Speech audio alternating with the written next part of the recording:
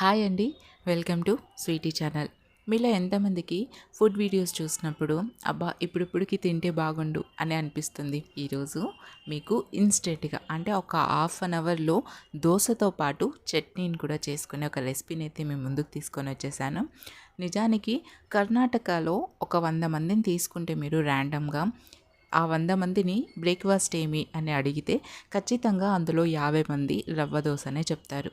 First నేనైతే ఏంటబ్బా అందరూ రవ్వ దోశ అని అంటున్నారు అనేసి తేలిగ్గా తీసుకున్నా.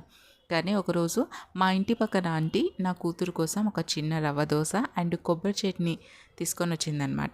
వేసిండిదే చిన్న దోశ, మళ్ళీ దానిలో నేను ఎందుకులే షేరింగ్ అనేసి జస్ట్ ఒక బైట్ తీసుకున్నాను.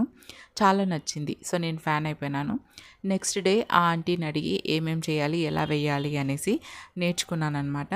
నిజంగా చెప్తున్నా, అప్పటి నుంచి ఇప్పటి వరకు ఎప్పుడు దోశ తినాలి అండ్ దోశ పిండి నానబెట్టలేదు అనేసి సిచ్యువేషన్ వచ్చినా ఇమ్మీడియట్గా రవ్వ దోశ అయితే వేసేస్తాను. అండ్ ఇంటికి ఎవరైనా వచ్చినప్పుడు చాలామందికి దోశ అంటే చాలా ఇష్టం.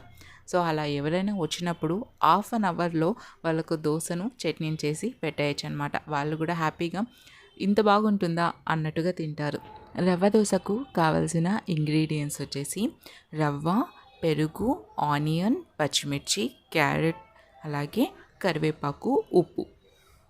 2 గ్లాసుల బొంబాయి రవ్వను మీరు తీసుకుంటే మీరు ఏ గ్లాస్తో అయితే రవ్వ తీసుకున్నారో ఆ గ్లాస్తో 1 గ్లాసు పెరుగుని తీసుకోవాలన్నమాట. అలాగే కొంచెం కొంచెం నీళ్ళనైతే పోస్తూ కలుపుకోవాలి. పిండి ఎలా ఉండాలి అంటే కాస్త గట్టిగానే ఉండాలి.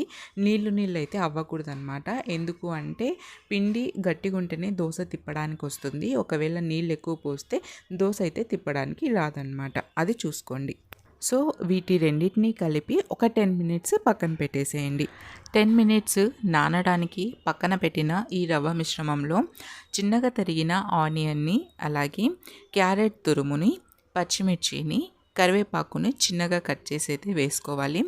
అండ్ సాల్ట్ కూడా మిక్స్ చేసుకొని పెట్టేసుకోవాలి. సో వీటన్నిటిని బాగా కలుపుకొని పెనం మీద వేసుకోవడమే. 2 పక్కల ఆయిల్ వేసి వేయించుకున్న తర్వాత మీరు హ్యాపీగా దీన్ని తినేయచ్చు. మీరు ఈ దోశను పల్లీల చట్నీతో కానీ కొబ్బరి చట్నీతో కానీ తినచ్చు అనమాట. రెండిటితో చాలా సూపర్గా ఉంటుంది టేస్ట్. వీడియో నచ్చితే తప్పకుండా లైక్ చేయండి, షేర్ చేయండి, కామెంట్ చేయండి. అండ్ ఇప్పుడు వరకు స్వీటీ ఛానల్ని సబ్స్క్రైబ్ చేయకపోతే తప్పకుండా సబ్స్క్రైబ్ చేసుకొని నన్ను సపోర్ట్ చేయండి. Thank you for watching.